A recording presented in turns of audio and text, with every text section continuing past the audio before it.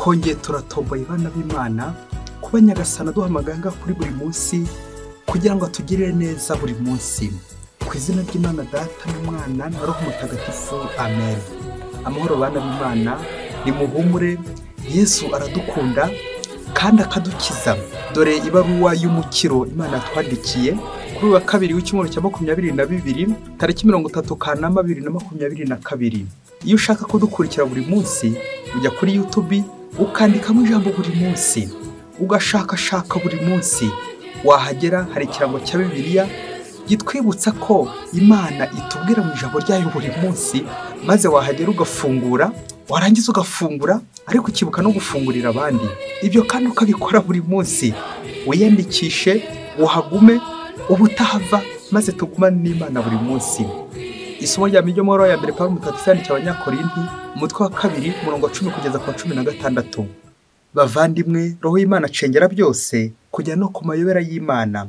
Koko rero ninde wundi wamenya akari ku mutima w'umuntu uretse nyirawo nyine? Ni nako rero nta wamenya amabanga y'Imana uretse Roho wayo nyine. Twebwe koko si ubwenge bw'isi twahawe, ahubwo ni Roho ukomoka ku Mana twahawe, kugira ngo tumenye ibyiza Imana yatugabiye ku buntu. Ibyo turabibigisha tutifashisha imvugo y'ubuhanga bw'abantu, ahubwo twishingikirije ubuhanga bwa Roho uduha gusobanura ibya Roho mu magambo abigenewe. Umuntu ugengwa na kamere ye gusa ntashobora kumva ibya Roho w'Imana. Koko rero kuri we ni nk'ibisazi, maze ntashobore kubyumva, kuko bene ibyo biserurirwa muri Roho wenyine. Naho umuntu uyoborwa na Roho w'Imana asobanukirwa muri byose, akaba kandi ntawe ushobora kumuhinyuza. Koko se ninde wemeye ibitekerezo bya Nyagasani ngo akurizeho kumwungura inama? Nyamara twebwe twifitemo ibitekerezo bya Kristo. Iryo ni ijambo ry'Imana. Zaburi ni 145. Nyagasani, ijambo ryawe ni irinyakuri. Uhora n'umunyampuhwe n'umunyaneza, atinda kurakara kandi akagira urugwiro. Uhoraho agirira bose ibambe, maze imbabazi ze zigasakara ku biremwa bye byose. Uhoraho ibiremwa byawe byose nibijye bigushima, abayoboke bawe bagusingize, bazarate ikuzo ry'ingoma yawe, batangaza ubushobozi bwawe. Bamenyeshe bene muntu ibigwi byawe, n'ikuzo ritamanzuye ry'ingoma yawe. Ingoma yawe ni ingoma ihoraho mu bihe byose, ubutegetsi bwawe buzaramba uko ibisekuru bigenda bisimburana. Uhoraho ni mutabeshya, akaba indahemuka mu byo akora byose. Nyagasani, ijambo ryawe ni irinyakuri. Nyagasani Yesu nabane namwe. Amagambo mu Ivanjili ntagatifu yanditswe na Luka, umutwe wa 4 umurongo wa 31 kugeza ku 37. Muri icyo gihe Yesu amanukira i Kafarinawumu, umujyi wo mu Galileya, ahigishiriza ku munsi w'isabato. Batangariraga inyigisho ze kuko avugaga nk'umuntu ufite ububasha. Ubwo nyine mu isengero ryabo hakaba umuntu wahanzweho na roho mbi, nuko itera hejuru cyane iti, ayiwe, uradushakaho iki Yezu w'i Nazareti? Waje kuturimbura? Nzuburiwe, uri intungane y'Imana. Yezu ayibwira ikangara ati, ceceka kandi uve muri uwo muntu. Nuko roho mbi mutura hasi imbere ya bose, imuvamo ntacyo imutwaye. Bose ubwo babura bataha, baravuga bati, mbega ijambo rikomeye. Dore arategekesha roho mbi ubushobozi n'ububasha, zikamenengana. Nuko Yezu abikirangirire muri ako karere kose. Iyo ni Ivanjili ntagatifu. Nuko Yezu abikirangirire muri ako karere kose. Amen, amen, amen. Bakristo bavandimwe, Yezu Kristo akuzwe. Nidukomere kuri Kristo nibwo tuzakomera koko. Umunsi umwe mu ishuri mwarimu yabajije umwana ati, bita gute mu Kinyarwanda umukobwa wicuruza? Mwarimu ngo yari yiteze igisubizo cy'uko ngo yitwa indaya. Nuko agiye kumva yumva wa mwana aramubwiye ati, bamwita umucuruzikazi. Umucuruzikazi babyeyi. Umucuruzikazi ni uwo wimakaza umubiri we, ariko roho ye kabiri kujya hasi ikuzimu. Ngo umucuruzikazi. Bana b'Imana, amasomo y'uyu munsi araryoshye cyane. Aha tujya kuzirikana ku magambo 3: umuyobozi, roho ndetse n'umubiri. Amagambo turayabumbira mu ngingo igira iti, umuyobozi uyoborwa na Roho Mutagatifu abasha kwirukana sekibi. Aha, niba uyoborwa n'umubiri, birumvikana ko n'ibintu byose uzayobora bizagenda nyine biganisha ku mubiri. Ariko niba uyoborwa na Roho w'Imana, ni ukuri nta kabuza uzatsinda. Uzatsinda iki? Uzatsinda sekibi, utsinde n'ibishuko bya sekibi byose. Ngiye roho mbi tubuza Imana. naho ubundi nuyoborwa n'umubiri bizarangira ubaye umucuruzi cyangwa umucuruzikazi. Amagambo atatu rero niyo agiye kuduherekeza muri aya masomo y'uyu munsi kugira ngo natwe tuyoborwe n'Imana, tuyoborwe na Roho w'Imana, maze tubashe gutsinda ikibi, dutsinde sekibi, twirukane sekibi wacu. Umuyobozi mukuru rero tugiye kwigana ni Yesu Kristo, we watsinze ikibi agatsinda shitani. Umuyobozi, umubiri ndetse na roho. Reka duhere ku mubiri ndetse na roho. Umubiri na roho busanzwe ibyo byombi biteranyije nibyo bibyara umuntu, nibyo bigize umuntu. Umuntu agizwe n'umubiri ndetse na roho. Iyo kimwe cyatangiye gusumba ikindi, kabaye ngo nyine birumvikana iyo bigize umuntu ibyo byombi. Iyo kimwe cyatangiye gusumba ikindi, ntubukire umuntu nyine birumvikana. Ariko akenshi mu buzima bwacu nk'abantu dukunze gusumbisha roho umubiri. Umubiri akaba ariwo twimakaza, maze roho ikaburizwamo. Icyo gihe nzajya nkoma agatima nti sinkira umuntu, kuko umuntu nyine nugizwe n'ibyo bibiri. Ni kangahe twagiye tuyoborwa n'umubiri aho kuyoborwa na roho? Mu isomo rya mbere Pawulo mutagatifu nawe araburira abanyakorinti hato bataza kuyoborwa n'umubiri, ubwo yakoresheje ijambo roho inshuro zigera mu 8, ari kubereka uburyo niba bayoborwa na Roho w'Imana bazagera ku byiza, bazabasha gutsinda, bakabasha kwirukana na sekibi. Ubwo Pawulo mutagatifu yagize ati, naho umuntu uyoborwa na Roho w'Imana asobanukirwa muri byose, akaba kandi nawe ushobora kumuhinyuza. Amen, amen, amen. Ngo wa muyobozi, iyo umuyobozi ayoborwa na Roho w'Imana aba ashobora kuyobora abandi hehe? Ku Mana. Birumvikana igihe nyoborwa na Roho mutagatifu mbashobora kubona Imana. Nanone ikinyuranyo, igihe ari umubiri unyobora bashobora kubona shitani, kandi byaba nabyo.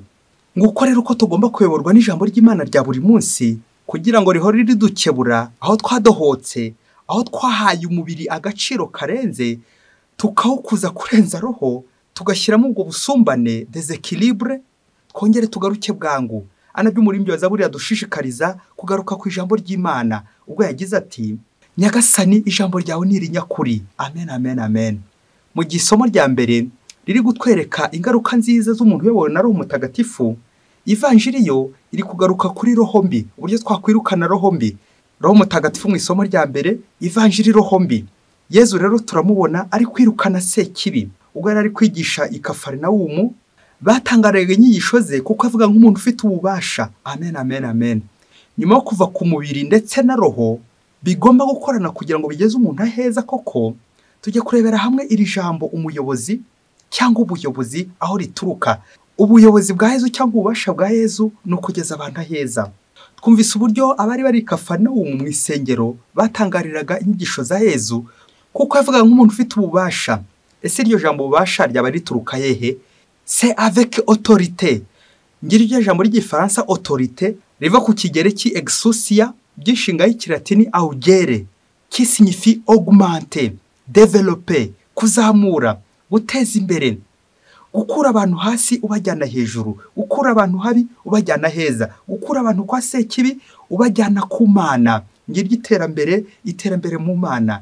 Yezu rero ububasha bwe ntago ari gukandagira abantu, ntago ari kuvugana igitutu n'igitugu. Yezu ububasha bwe ntago ari gukandagira abantu cyangwa kubaryamira, kubatsikamira nk'aba abayobozi tuziho hirya kure muri Afurika. Ahubwo ubuyobozi bwa Yezu, ububasha bwa Yezu, inyigisho za Yezu ntago ari akarimi karyohereye, ahubwo ni ukuzamura abantu zibageza ku Mana, zikabakura habi, zikabakura mu cyaha, zibaganisha hehe? Ku butungane. Mukristo umuvandimwe, igihe cyose wumva ijambo ry'Imana uryumva n'ububasha ryari, igihe cyose rifite ahantu ryagukuye rikagukomanga rikakubwira ati bikora ntago ari byo, ibikora bikomeze niba ari byiza. Aha, bwa bubasha bwatangiye. Rya jambo rya Yezu rifite ububasha ryakugezemo, nanjye ryangezeho. Ngicyo rero, ngubwo rero ububasha, autorité, augere, kuzamura, guteza imbere mu Mana. Aha yavuga ugira iti, utayobora arayobya. Yezu rero we n'umuyobozi mwiza, aratuyobora agatuvana habi atujyana heza. Ese muyobozi wowe abo uyobora urabatsikamira cyangwa ubateza imbere, ukaba promotion, ukabageza heza? Aheza tuvuga ni ku Mana, niho heza kuruta ahandi hose. Birumvikana muyobozi niba uyoborwa n'umubiri, nta kabuza nawe uyobora nabo bizakugora ko ubatoza kuyoborwa na roho mu gihe ukiyoborwa n'umubiri.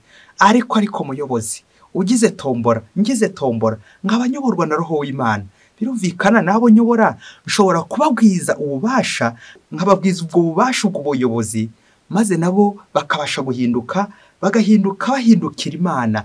Uyu munsi nanjye nk'umuyobozi, kugira ngo ijambo mvuga babandi bari mu bavuga rikijyana, niba koko nshaka kuvuga rikijyana, nuko nanjye ubuzima bwanjye bwamera nk'ubwa Yezu. Yezu umuyobozi mwiza, utavuga gusa ahubwo unakora. Imvugo n'ingiro ye ndetse n'ubuzima bwe bwose bikaba ari byo kuzamura abantu, kubageza ku Mana. Nawe umuyobozi ujye wihera urubazo uti, ese abo ndi kuyobora, ndi kubayobora ku Mana, mbayoboza roho cyangwa mbayoboza umubiri? Ibaze nanjye nibaze. Iyi vanjiri harimo ibikorwa bibiri. Yezu arigisha n'ububasha, ariko akirukana na sekibi. Aha ni ukwibaza nti, ese njyewe iyo nirukana sekibi ijya igenda? Kubera iki itagenda? Impamvu sekibi itagenda ni uko hasanga nayirukanishije iki? Umubiri. Nakoresha imbaraga z'umubiri gusa. Nyamara niba ntayoborwa na roho w'Imana, biragoye ko nashobora kwirukana sekibi, kuko sekibi nyine n'ubundi bubasha buturenze. Bisaba imbaraga za roho mutagatifu kugira ngo sekibi igende, kandi igende koko nk'uko Yezu abikora. Yezu abiduhayemo urugero uyu munsi. Reka muri aka kanya gato turebe ukuntu sekibi yikora kandi igakoresha abantu. Shitani iza mu mayeri kandi igakora mu mayeri, bikaza kurangira ikugushije cyangwa nanjye ngushije. Iyo rero nta mbaraga za roho mutagatifu mfite, nibwo rero nshobora kugwa nkaba nagusha n'amazuru. Byaba bibabaje. Umunsi umwe hirya kure cyane muri Afurika, ngo umuyobozi w'indani wa karisimatike w'umukristo w'indani, ngo yari afite iduka rikomeye yacururizagamo. Uwo mukristo umuyobozi w'abakarisimatike kandi umva nta ngeso mbi yagenderagamo. Yari umuntu mwiza, udasambana, utiba, utaroga, utica, yawe utanabeshya w'inyangamugayo. Nuko ngo umunsi umwe ku cyumweru ngo aza gukingura iduka mbere yuko ajya mu misa. Ubwo avugaga ati, reka maze nkorere dukeya ubu nize kujya mu misa. Nuko ngo habura iminota 10 bwa mbere haza umuntu w'umukire ufite ifaranga byinshi, maze aza aje kugura. Ubwo se wagize ngo uko yaranguraga ibicuruzwa, ya minota ntiyaje gushira wa mukristo akiri aho mu iduka. Ubwo uwo munsi asiba misa ari gucuruza, kandi yari yiteguye ko aza kujya mu misa. Nuko ku munsi wa kabiri ukurikiyeho, bishoboke ko hari ku cyumweru n'ubundi ku kindi cyumweru, wa mukire n'ubundi aragaruka ari kumwe n'inshuti ye. Nabwo bishoboke ko zaburaga 10 ngo abe yajya mu misa. Maze wa mukire amuha uruhu rw'amafaranga, aramubwira ati, genda ungurire udukingirizo hariya utugumishe muri iri duka ryawe, niho nzajya ndufatira. Nuko wa mukristo arangura udukarito tw'udukingirizo kugira ngo umubosi ajye dukoreshereza aho ngaho nyine muri iryo duka rye. Ikindi cyumweru cyakurikiyeho, ubwo ni icya gatatu, wa mukristo nabwo afungura iduka avuga ati, none ndaza kumenya amaheri kare, iminota 30 mbe nagiye mbe nafunze. Nabwo none wa mukire aragaruka aramubwira ati, umva rero wansigiye icyuma ubundi nkajya nguha amafaranga menshi cyane, ubundi muri weekend nkajya munirirwamo na sheri. Nuko wa muyobozi areba hirya areba hino, aribaza ati, ko ari amafaranga se bagiye kumpa, kandi ibyo bagiye guhakorera ko atari njye ubikoze, ubwo busambanyi ko atari njye uzaba ubukoze, amafaranga nayo akiri hari ikibazo. Nuko wa muyobozi yakira rwa ruhu rw'amafaranga, maze areka wa mubose n'umusheri we muri icyo cyumba. Ubundi arigendera, maze ahereza wa mubose na wa musheri we icyumba muri ya nzu yabo. Nuko ari byo kujya mu misa ndiyongeye kubitekereza kuri icyo cyumweru. Ubwo bibaye ibyumweru 3 atajya mu misa kubera kwakira abakiriya. Ese mukristo umuvandimwe, icyumweru cya 4 uyu mukristo wacu azashobora none kwigobotora, ajye gusenga, ajye mu kiliziya, ajye mu misa nk'abandi? Ibaze nanjye nibaze. Bakristo bavandimwe, shitani y'amafaranga, gushakisha amafaranga, gushakisha iraha ry'umubiri, guharanira iby'umubiri, naho ibya roho byo tukabihagahe gatoya. Nguko guhereza Imana ibya nyuma, bya bintu byo ko tujya mu misa tutaniteguye. Kubera iki? Twazindukiye mu bucuruzi, twazindukiye muri business, twazindukiye muri gahunda zidukurira sekibi akaza kuduhuza, bikaza kurangira nayo minota twageneye Imana tutayihaye. Nkuko shitani akora kandi akoze. Shitani ariyoberanya, akihindura, akihindagura, akaza kuzanira roho rw'amafaranga. Nyamara umubiri wawe uri guhangirikira ndetse na roho yawe. Ibibazo ni bine. Ese igisambo ni ikihe kurusha ikindi? Ari uwiba, ari ugurisha ibyibano? Ibaze nanjye nibaze. Ikibazo cya kabiri, umunywi w'inzoga cyane n'uwuhe? Nirinze kuvuga umusinzi. Ari ugura inzoga, ari uranguza inzoga? Ibaze nanjye nibaze. Ikibazo cya gatatu, nuhe musambanyi kurusha undi?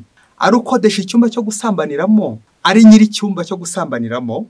Nuhe usambana kurusha undi? ari umuguzi w'udukingirizo, ari umucuruzi w'udukingirizo. Ibaze nanjye nibaze, bakristo bavandimwe, nk'uko akenshi tuba turi abayobozi, ndi umuyobozi wa charismatique, ndi umuyobozi wa regio, ndi umuyobozi w'umuryango wa Asiyo Gatolika muri kiliziya, ndi umuyobozi w'unyanaka, ndi umukristo w'indani wa wundi wicara ku ruhimbi. Ariko wasanga ari ucuruza udukingirizo, wasanga ari ucuruza ibiyobyabwenge, narangiza nkajya nshaka guca ibiyobyabwenge, wasanga ari ukumira ruswa kandi ari ihekenya bwa mbere. Umuhanga yaravuze ati, burya ngo impamvu ruswa zidacika nuko abayobozi b'indani aribo banazirya cyane kurenza abayoborwa. Kwakomeza urutonde, impamvu ubusambanyi budacika nuko wasanga ari abayobozi aribo basambana cyane kurenza abo bayobora. Birumvikana impamvu ibiyobyabwenge bidacika nuko wasanga abayobozi aribo banywa byinshi cyane kurenza abandi. Impamvu ubusambo budacika nuko wasanga abayobozi aribo biba cyane kurenza abo bakoresha, kuko abayobozi bo wasanga biba en terme de millions, bakifaranga byinshi bidashobora kubarurwa, noneho barubanda rugufi akaba aribo bafatwa, kandi bagafatwa bafite duke gusa, akaba aribo bisambo. Aha, ari umucuruzi w'udukingirizo, ari umuguzi w'udukingirizo, usambana cyane kurenza undi n'uwuhe?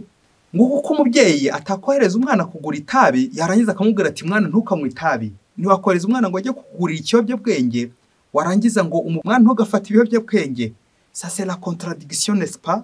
Wabuza umwana ute gusambana kandi umutuma udukingirizo? Umucuruzi kazi babyeyi, umucuruzi kazi. Mu minsi yashize hari abaturage bari kwivovota hirya kure cyane muri Afurika, ngo hari abayobozi bamereye udukingirizo tw'ubuntu ngo kugira ngo bakumire ikwirakwiza ry'icyorezo cya sida. Abaturage muri ibyo bihugu bya kure bagakomeza bivovota, bagaragaza impungenge bafite ko bafite ikibazo kiremereye cy'ipfunwe baterwa nuko bakimyirondoro. Hagati aho umusore akibaza ati, ubwo sheri wanjye naza agasanga imyirondoro yangira aha ngaha ko nafashe udukingirizo, aho nazahita nyanga? Bakristo bavandimwe, ubucuruzi bwacu tugacuruza imibiri yacu, bikarangira roho zacu nazo tuzicuruje, uzasigarira hehe? Ubuze umubiri ubuze na roho. Umuyobozi uyobowe na roho mutagatifu ashobora kwirukana sekibi kandi kagenda nka Yezu Kristo. Ikibazo kikagira kiti, ari utanga udukingirizo tw'ubuntu, ari ufata udukingirizo tw'ubuntu, usambana cyane kurenza undi n'uwuhe? Ibyo bibazo byose mubyeyi uze kubyibaza, wibaza iyi si tugezemo. Nyamara nta na rimwe shitani azaguha ibintu by'ubuntu, azaguha iby'ubusa, ariko nta buntu yaguha. Ubuntu se yabukura he? Ko ubuntu ari ubw'Imana. Ibyo ni iby'ubusa nyine. Shitani watangiye iby'ubusa, nawe Imana yitanga ubuntu. Mukristo umuvandimwe, akantu ujye kuvuga gaceho uturongo dutatu kandi tw'umutuku. Umubiri wacu na roho yacu birafatanya kugira ngo bikore umuntu muzima nyine. Icyaha cy'ubusambanyi ni icyaha shitani yanduriramo ku buryo bukaze cyane, itambukamo transmission de Satan dans le péché d'adultère. Ngo shitani igenda nk'umurabyo wihuse cyane, kubera ko icyo cyaha gifata umubiri ariko kigafata na roho. Rero amakuru atizewe ariko ntago nshaka kuzayahenyuza, ngo usambanye n'umuntu ufite roho mbi, yumvikane wari ufite roho nzima. Niba ufite roho nzima koko, ahita kwanduza za roho mbi zikazi wawe. Nusambana n'umuntu ufite umujinya, ndakabuza nawe umujinya uzazi wawe, indwara za roho zikazi wawe. Nusambana n'umuntu ufite ubugugu, umushiha, umujinya, uburakari, ubugome, wagize se ngo ntibizazi wawe, bizahaza kandi biturane nawe. Ngeyo ya sekibi itura iwawe igatura no kwa mugenzi wawe igihe habayeho ubwo ruhererekane, uhererekanya roho mbi babyeyi. Umucuruzi kazi, shitani afite inzira nyinshi anyuramo adusaga. Nguko rero bakristo bavandimwe ko tugomba gufunga iyo myenge yose, izo nzugi zose, aho madirishya yose shitani yanyuramo, kugira ngo ntaze kudusagarira atubuza Imana. Ikizakubwira ko shitani yageze iwawe ni ugukwangisha ibintu by'Imana, ibintu bya roho, ukagira ubukanyarare bwa roho, ukamera nk'ubutaka bw'agasi bwabuze amazi bukumirana. Nguko kumirana kuri roho, gukayuka mu buryohe. Wajya gusenga shwe agasengesho kakoraho gafata, wajya kuririmba indirimbo y'Imana ukumva ari indirimbo z'isi zajemo, indirimbo zivuga ibishenzi, indirimbo zivuga ibishegu, indirimbo zivuga gusa ibitera soni, akaba arizo zikuzamo kandi byaba. Wajya kubyina gusa ukabyina igihe hagiyemo indirimbo ivuga ibishenzi, nyamara indirimbo y'Imana yageramo ntubumbura umunwa, ahubwo ukumva iri gukubihira, iri kurura. Bakristo bavandimwe, ngubwo ubutaka bw'agasi nibikugeraho uzamenye ko sekibi yageze iwawe. Ahasigaye rero ni ugufata igihe ukayirukana. Umuyobozi ni umuntu uyobora abantu ku Mana kandi nawe akagerayo, akageza abandi ku Mana kandi nawe akagerayo. Yesu umwana w'Imana, uyu munsi niyemeje guhashya sekibi iri iwanjye, sekibi imbuzi by'ijuru, sekibi ituma nohoka ku by'isi, sekibi intera kuzinuka by'Imana. Yesu mwiza uyirukana iwanjye, maze Yesu mwiza uturi iwanjye mu cyumba cyanjye, uturi iwanjye mu mutima wanjye, ngo ubone buri munsi, twibanire nawe buri munsi. Yesu mwiza, mwese Imana ibahe umugisha. Imana Data na Mwana na Roho Mutagatifu, amen. Padiri Masumbuko Ladislas wa Diyosezi ya Cyangugu.